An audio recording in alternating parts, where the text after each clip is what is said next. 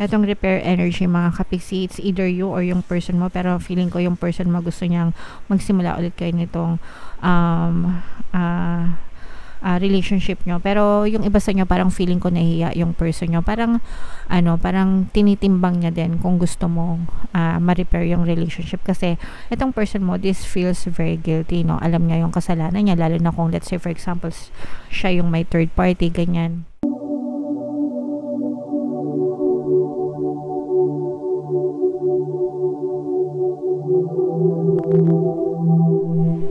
Hello guys, hello Sagittarius, welcome back to Pinoy Pixie Tarot. Ang pamagat ng ating episode for tonight is feelings reading, ano ang nararamdaman niya sa'yo. So, titingnan natin kung anong nararamdaman ng person niya, Sagittarius. Combination ng positive and negative energy, pwedeng mag-resonate, pwedeng hindi. General reading lang guys. Pwedeng ma-pick up yung energy nyo, pwedeng ma-pick up yung energy ng person nyo, and roles can be reversed mga kapiksi. So comment down below guys if naka-resonate kayo. So dito sa spread na to guys, titingnan natin kung ano yung mga influences, mga ka-influensya sa inyong relationship. So meron tayong union energy, meron tayong young female, and meron din tayong young male. So bata-bata, no? Pwedeng he. So, dito guys, pwedeng she yung relationship nyo. Pwedeng she, he. Pwede ring he yung relationship nyo. So, regardless of gender, ito mga kapiksi. So, pwedeng young male, young female, young love, sweet love, ito. O kaya naman guys, parang feeling ko, yung iba sa inyo, parang feeling nyo, ang bata-bata nyo, kasi parang kinikilig-kilig kayo sa inyong relationship, mga kapiksi. Pwedeng, yung iba sa inyo, pwedeng matagal na kayong nagde-date off online, yung mga online dating, tapos parang first time kayo magkikita nitong person mo, pwedeng magka-chat lang kayo, dati, ganyan, text, chat, pero ngayon, parang mag-eyeball na, naks. Magkikita na kayo. Pero guys, no, mag-ingat kayo sa mga ganyan, ha, yung mga eyeball na yan. Sometimes may mga napapahamak sa ganyan, mga kapiksi. So, reminder lang, guys, okay? So, pwedeng mas younger sa'yo yung person mo, or pwedeng mas younger ka dun sa person nyo, mga kapiksi, okay? So, regardless, comment down below kung saang energy kayo dito naka-resonate mga kapiksi, okay? So, pwede naman na yung iba sa inyo parang nagsisimula pa lang yung relationship, bubot pa, ganyan, hindi pa masyadong malalim mga kapiksin. Parang ito pa lang yung first time na pwedeng yung iba sa inyo pwedeng first love, yeah. So, yeah. Tingnan natin mga kapiksi kung anong ganap naman, energy naman sa inyong mga sitwasyon, no, itong person na to guys. So, meron tayong shape, yeah. Meron tayong seduction, okay? So, ito guys, ibig sabihin nito guys, maaaring may third party, no, na nakaka-influensya sa relationship nyo. Itong mga to guys, pwedeng third party rin ito, no, na parang merong mas bata na umaaligid-aligid dun sa person mo. Ayan, ito. So, merong naninira sa relationship nyo, mga kapiksi. Nakikita natin yan. Merong naninira sa relationship nyo, tapos yung iba naman sa inyo, parang persistent kayo na i-repair, no, yung inyong relationship. So, there are a lot of stories, there are a lot of energies na napipick up natin dito. Yung iba sa inyo, guys, parang nasira yung relationship nyo because of a third party na parang sumira sa relationship nyo. Most often than not, itong energy na to, guys, is mistress, no? Mistress or mister, hindi ko alam kung tama ba yun. Pero parang third party na other woman or other man, ganyan, na sumisira dun sa relationship, no? And while some of you mga kapiksi, you are trying to repair yung relationship, yung iba naman nagmo-move on na, okay? So yung iba sa inyo hindi pa nag-give up, parang still working on your union, still working on being together, persisting sa pagre-repair, pag-fix ng inyong relationship. Yung iba naman guys, parang feeling ko naka-move on na kayo, no? Parang pinuputol nyo na yung inyong connection with your partner or specific person, and you're just trying to focus on yourself And kumaga parang naintindihan nyo na as to why nagkakaroon nyo ng acceptance para sa inyo and ready na kayo mag-move, no? Pwedeng sa next relationship, pwedeng ito next relationship nyo rin, ganyan. So, may mga ganong factors, mga kapiksi. O kaya naman yung person mo is pwedeng mag-move na siya dun sa third party and parang leaving you behind, ganyan. So, marami tayong energy na pwedeng ma-pick up dito, guys. Pero dito, titingnan natin kung ano talaga yung nangyayari or ano talaga yung nararamdaman sa inyo ng inyong partner o specific person. So, shuffle ko to, guys. Comment down below, no, if feeling nyo naka-resonate kayo dito sa mga energies na to. Pwedeng may pagkaisip bata din kasi medyo may pagka-immature pa yung relationship nyo kaya madaling nasira. Sometimes ganun, no, pagka medyo nasa early stage ng relationship, sometimes yung mga first time na nagkaroon ng cheating, ganyan, panloloko, minsan mabilis masira yung relationship. Pero pag medyo matagal na parang mas mature yung atake, parang civil, ganyan. So, ano ba? Gusto mo ba o ayaw mo na? Parang ganun lang. Hindi na masyadong madrama. Okay? So, anyway, tingnan natin, guys, no? So, shuffle ko to. Habang sinashuffle ko to, panoorin nyo muna tong video natin regarding sa ating paano mag-manifest ng abundance video course.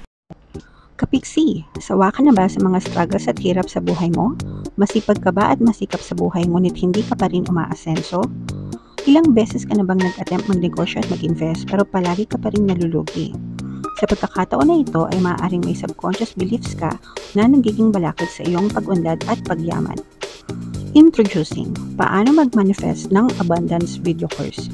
Dito ay matututunan mong ma-overcome ang mga balakid mo para tuluyan ka ng umunlad, umasenso, sumagana, maging matagumpay, successful at maswerte sa iyong kabuhayan, pera, trabaho, negosyo, salapi at kaperahan ng bonggang-bongga. Dali, mag-send na ng email sa pinoypixie@gmail.com at simulan na ang iyong pagyaman ngayon. Alright, so gusto mo bang yumaman, kapiksi? Kung gusto mong yumaman, umunlad at umasenso ng bonggang-bongga, mag-avail ka na ng course, guys, kasi sobrang ganda talaga niyan. And good news, mga kapiksi, no, dahil Christmas season ngayon, may Christmas sale tayo. Magbibigay tayo ng 10% discount plus 1 free pampaswerte subliminal, guys, sa lahat na mag-avail ng course from December 1 to 31, guys. Kaya avail na kayo habang may sale tayo. Meron din tayo, guys, email coaching, manifest your desires using the law of attraction. If meron kayo mga specific na gusto nyong i-manifest, pwedeng love and relationship, pwedeng money or career, mga kapiksi, pwede kayo magpabook ng email coaching session with me. Mag-send lang kayo, guys, ng email sa pinoypixie@gmail.com. So, dito, guys, may presence tayo ng ito pala, Sagittarius kayo ay na-represent ng King of Wands sa ating spread. Ito yung feelings, energy, mga kapiksi. And for some of you, meron tayong air sign energy, Aquarius, Gemini, Libra. For some of you, maaaring air sign yung person mo or may air element sila sa kanilang natal chart. Itong person mo, guys, gusto niyang magsimula ulit kayo. Okay? Yun nakikita natin na this person, itong repair energy, mga kapiksi. It's either you or yung person mo, pero feeling ko yung person mo gusto niyang magsimula ulit kayo nitong relationship nyo. Pero yung iba sa inyo, parang feeling ko nahihiya yung person nyo. Parang tinitimbang niya din kung gusto mo ma-repair yung relationship. Kasi itong person mo, this feels very guilty, no? Alam niya yung kasalanan niya, lalo na kung let's say for example, siya yung may third party, ganyan. Or siya yung tawag dito, nahulihan, no, na merong nanunukso sa kanya, merong gustong maagaw siya sa'yo, ganyan. So, itong person mo, parang ayaw nitong mag-give up sa'yo. Yung iba sa inyo, guys, yung iba sa inyo parang LDR, long distance yung relationship. Pero, alam ng person mo na ikaw yung mahal niya. Kahit na nagkasira kayo, nagkaroon ng issue sa inyo dahil sa third party, ikaw yung mahal ng person mo. Ikaw yung gusto ng person mo na makasama, mga kapiksi. And kung bibigyan mo siya ng chance, guys, na maging okay yung relationship nyo, ito'y hindi niya sasayangan and talagang mag-e-effort itong person mo para patunayan sa inyo na ang kanyang intention towards you ay totoo. Okay? Totoo yung nararamdaman niya sa'yo. Pwede kasi na natukso, no? Hindi ko ba alam at may mga ganyan tao na mahilig manukso. Parang no? Anyway, hayaan na natin sila. But, yeah, for some of you, parang, yung iba kasi sa inyo, parang natukso itong person ito, pwedeng nabuyo din ito ng mga barkada, mga peers, ganyan, na nasa paligid niya, kaya nangyari yon. Pero, nakikita natin, ramdam natin dito na yung person mo, parang, hindi siya masaya sa nangyari sa kanya, nagsisisi siya, pero, at the same time, parang iniisip niya kung ano ang iniisip mo tungkol sa kanya. Kung mapapatawad mo ba siya, kung pangit na ba yung tingin mo sa kanya, kung tingin mo ba sa kanya ay manloloko, cheater, liar, sinungaling, ganyan.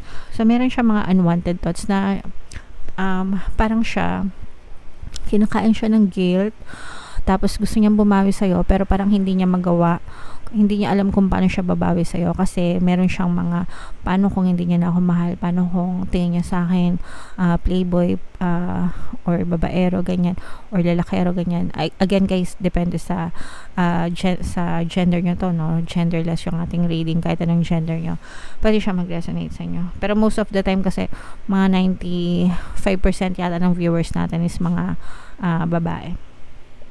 So yeah, ganun. Kaya parang itong person mo, meron din siyang takot, no? Halo-halo yung mixed emotion siya. Actually, meron siyang takot, meron siyang fear, meron siyang duda. Actually, pati siya pinagdududahan niya yung sarili niya kasi parang hindi niya alam kung paano kanya susuyuin, hindi niya alam kung paano kanya paniniwalain na ikaw ang mahal niya, no? And hindi yung other person.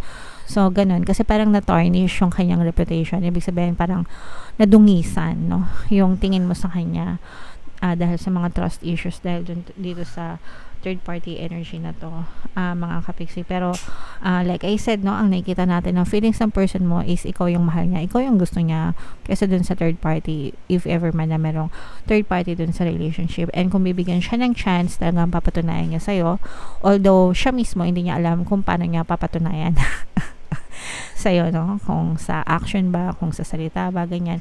And if ever man napatunayan niya sa'yo, ang tanong niya kasi is, maniniwala ka ba? Okay? Meron siyang ganong tanong sa isip niya. Maniniwala ka ba sa kanya pag sinabi niya sa'yo na mahal ka niya? Maniniwala ka ba sa kanya pag sinabi niya na ikaw ang gusto niyang makasama at hindi yung isa? So, meron siyang ganong klaseng nararamdaman or pattern of thoughts, mga kapiksi. Alright? Meron tayong presence dito ng air sign, fire sign, Aries, Leo, Sagittarius, water sign, Cancer, Pisces, Scorpio. So, for some of you, maaring ganyan yung zodiac sign ng person nyo, or maaari sila may ganyan sa kanilang natal chart, mga kapiksi. Okay? Alright. So, comment down below, guys, if feeling nyo naka-resonate kayo.